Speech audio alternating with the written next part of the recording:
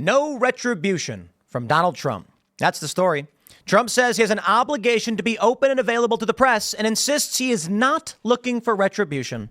I love this story because right now the left is calling for a boycott of Micah and Joe and MSNBC as their ratings are already in the gutter. So Donald Trump shows himself to be magnanimous and pragmatic.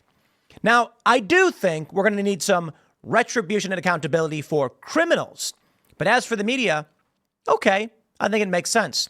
With Jon Stewart, Bill Maher, Charlemagne, and these other personalities all of a sudden discovering that Trump was right the whole time, Trump can then effectively utilize those audiences and it'll remove obstructions from his path. In the first term of Donald Trump, Hillary Clinton, she won the popular vote by 3 million votes. And so the media decides Donald Trump is bad and we want the majority market share. In 2020, much the same. Joe Biden wins the popular vote. In 2024, Donald Trump wins the popular vote. He is now the larger faction in this country. And the media is falling in line and getting behind him. As predicted, Donald Trump now can use this because in the first term, with the media going after him, his approval ratings in the gutter, they're launching lawsuits. This is why the press matters. Now that Donald Trump has won and these media companies are falling in line, it's good news for Donald Trump in that, well, this means he's going to be able to maintain a higher approval rating, remove obstructions, and these other politicians, these members of Congress in the midterms, are not going to be able to campaign against him in the same way. In fact, I think things have a high chance of improving under Donald Trump, and thus we may see a pretty good midterm in 2 years. The New York Post reports Trump says he has an obligation to be open and available to the press, insists he's not looking for retribution. In another sign that a second non-consecutive term will depart dramatically from the first, Trump told Fox News Digital in an interview that it is an obligation to the American people and to our country itself to be open and available to the press. I am not looking for retribution, grandstanding, or to destroy people who treated me very unfairly or even badly beyond comprehension, he added, of his apparently magnanimous turn. Ah, yes, yes. I am always looking to give a second and even third chance, but never willing to give a fourth chance. That is where I hold the line. Oh, yeah. However, the soon-to-be 45th president warned that his openness will end if he is not treated fairly by the press corps. Trump's first 4 years in the White House were marked by fierce battles with left-of-center journalists and outlets, like Jim Acosta losing his credentials. Yeah, we all remember that. And they were all so offended. How do you take his credentials away? Cry more about it. But here's the inverse. MSNBC contributor Jennifer Rubin urges boycott of Morning Joe after Micah and Joe visit Trump at Mar-a-Lago. Quote, if you don't appreciate the audience you have, betray that audience and lose their trust, you are going to lose lots of them. I have seen this movie. By all means, keep doubling down. Cenk Uygur came out and said the Democratic Party's gone insane. And now there are many leftists who are outright saying, screw Cenk and the Young Turks, you're far right, blah, blah. Keep doubling down. Cenk Uygur gets it. Bill Maher gets it. Jon Stewart, they get it. Bill Maher criticized Democrats. Jon Stewart defended Donald Trump's victory, praised it, calling it a repudiation of this bureaucratic machine that doesn't serve the American people. Charlemagne's now coming out being like, maybe Trump's not so bad, huh? Yeah, they're seeing the writing on the wall. They don't want to be on the wrong side of history. MSNBC contributor Jennifer Rubin has urged a boycott of the Morning Joe show. It doesn't matter. They only get 20,000 views in the key demo anyway. The two have compared Trump to Hitler, called him a fascist, raged against both of his previous administrations, both previous administration and recent presidential candidacy. Okay, there you go. Told viewers they needed to restart communications with Trump. It was a hard sell for Rubin and others who believe that the host said about their hatred of Trump. Disgusting, Rubin said on her Blue Sky account. I love the Blue Sky garbage. Despite receiving a barrage of criticism for their meetup with Trump, both Scarborough and a former Republican congressman from Florida and his wife Brzezinski appeared upbeat Tuesday morning. Well, we know the story, and it now culminates here. Scott Jennings openly mocks Brian Stelter's reporting on Joe and Micah's fear of Trump retribution. Oh, really? Let's play this clip. Avoiding an audit or ensuring access. So we know Tonight, all this, so new I'll just reporting jump helps CNN's chief media analyst, Brian Stelter, who's been speaking to his sources about that very trip. That video is so jarring to watch. It looks a little hostage video-y tone. Right. Détente, appeasement, I don't know what to call it.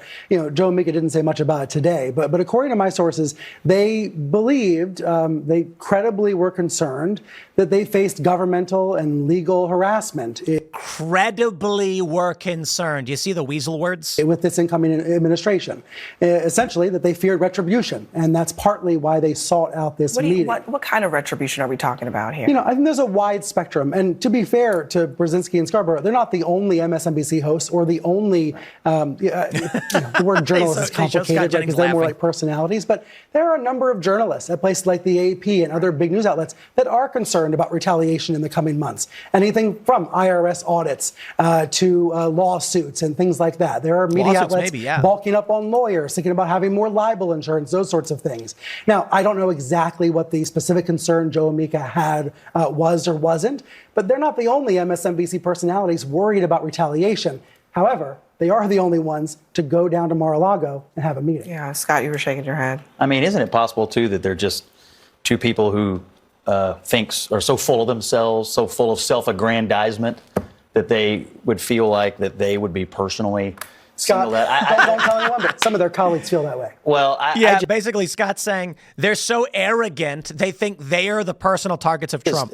First of all, I can see why. Second of all, if that's what happened and if that's what they truly believed, why didn't they go on TV and say that? We went down there to meet with the president to tell him that, hey, anyone who's been critical of you, you should treat us like journalists and not like the enemy. They didn't go on TV and say that. They went on TV and portrayed it much differently. So what I hear you saying in your reporting is they had a motive that they weren't willing to disclose to their audience, which I think should get them more scorn today than they were already getting to begin with. I think that's a fair point. Just to take a step back for a second here, let's say, I believe your sources, the fear that the Trump administration is going to come after you prompts you to go down to Mar-a-Lago, and I can't... Oh, please spare me. These people have lied nonstop for years, and there's already a ton of lawsuits. I don't even have these things pulled up. Let me pull up this Rachel Maddow. Here we go. You make me pull this stuff up. Here you go. Rachel Maddow, other MSNBC hosts face $30 million defamation trial from ICE doctor they called uterus collector.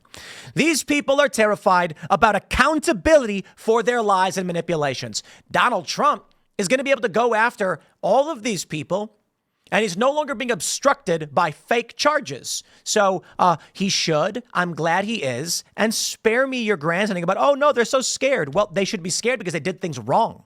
Describe the nature of the conversation, but it certainly seemed like an attempt to shake hands and make up so that bad things don't happen. We know some lawmakers have done this. We know that after January 6th, some lawmakers, Republican lawmakers, were fearful of being attacked. But that's not physical or you know what I'm just thinking about right now watching this garbage? I'm like, on this channel, 1.5 now million followers and subscribers. Timcast IRL is like 2.2. I'm rounding up. Culture War, it's like 1.4.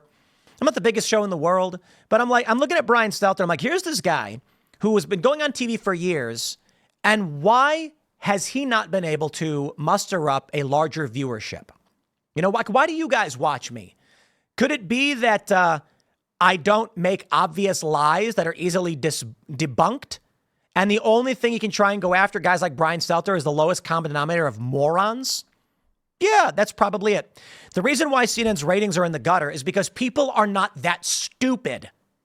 Now, look, as George Carlin said, think about how stupid the average person is. Now realize half of them are stupider than that. Indeed. So that's a minority market share. Your best bet is going to be to go from like slightly below average to above average intelligence, meaning tell the truth, explain why it's true, give your thoughts and opinions, and people will respect you for it. Some people will not like your opinions and they won't want to watch. But, the messages I get, they say, Tim, I don't agree with you on a lot of your opinions, but I appreciate that you're giving us a fair view and a better understanding. And that's what I try to do.